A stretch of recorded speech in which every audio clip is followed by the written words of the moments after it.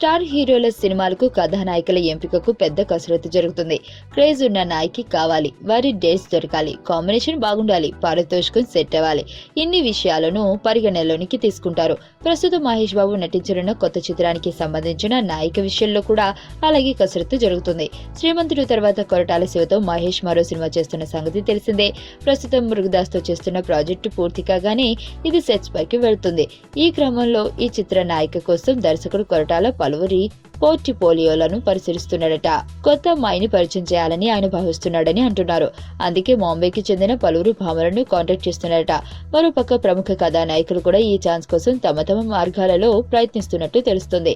మరి ఆ ఛాన్స్ ఎవరికి దక్కనుందో?